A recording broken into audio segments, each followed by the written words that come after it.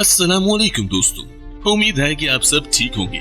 आप सबको हमारे चैनल पर खुशामदीद। दोस्तों, आज हम जिस मौजू पर गुफ्तगू करने जा रहे हैं वो साइंस की दुनिया का वो सवाल है जो साइंस और मजहब के माबीन जंग है। वो सवाल ये है कि आया इस कायनात का कोई खालिक भी है या नहीं।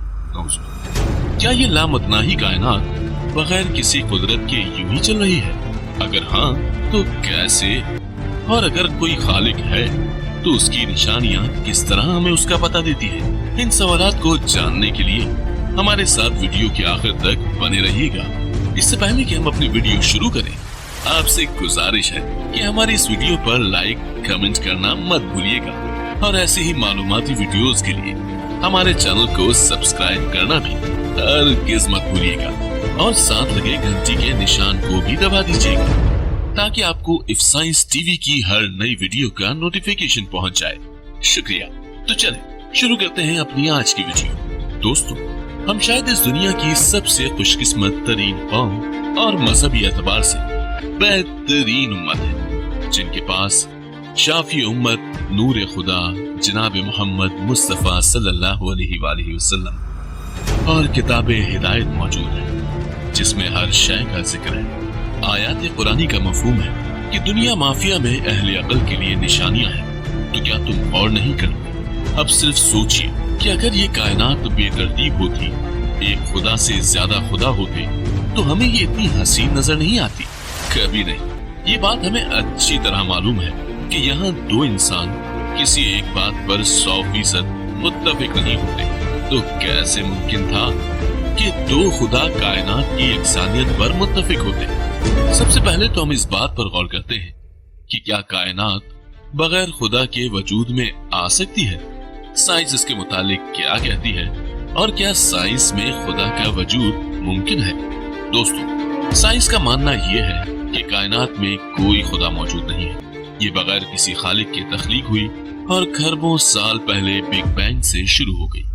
खरबों सालों का सफर करने से ये कायनात ठंडी होती है और इसने मिल्की वे कहकशां में हमारे निजाम शमसी पर जिंदगी के लिए मुवाफिक माहौल बनाया। और एक सेल जिसकी तख्लीक का किसी को भी इल्म नहीं है, उससे इस दुनिया में जिंदगी की शुरुआत हुई। लेकिन दोस्तों, साइंस ये जरूर मानती है कि इस कायनात में कोई ना कोई फोर्स जरूर है जो इसको चला रही है।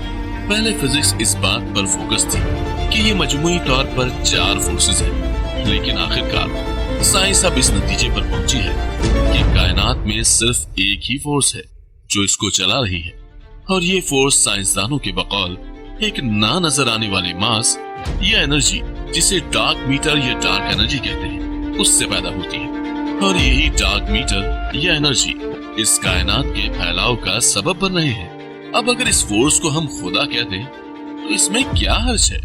कायनात के अंदर उस खुदाए वहदहु ला शरीक की बेइंतहा निशानियां मौजूद हैं जो अहले इल्म व अकल के लिए दावत फिक्र है। सबसे पहले और बड़ी निशानी जिसको इंसान की अकल के पैमाने पर रखा गया है, वो है इस पूरी कायनात का फैलाव और इससे हो रही गर्दिश, जिसको लेकर हम छोटी छोटी बातों को ज़ेरे बहस लाएंगे।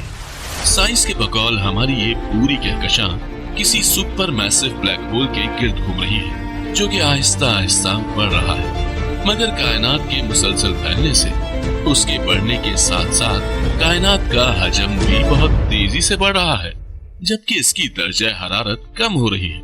मतलब ये ठंडक की तरफ जा रही है, जिससे एक दिन हमारा सूरज ठंडा हो जाएगा और अपनी गर्दिश खोकर फट जाएगा। अब हमें मालूम है कि कयामत के दिन एक आग लोगों को मैदान महशर में जमा करेगी। तो हो सकता है कि वो सूरज के गायब होने से जमीन में मौजूद लावे के इखराज से पैदा हो, जैसा कि हमें बताया गया है। तो वो जात जिसने हमें ये इल्म दिया, तो वाज़ेह है उसने इस कायनात को तरतीब में रख कर ही बनाया है, जो उसके चप्पे चप्पे से वाकिफ है। दूसरी बात यह है कि किस तरह कायनात का मुनज़्ज़म निज़ाम खालिक का सबूत है।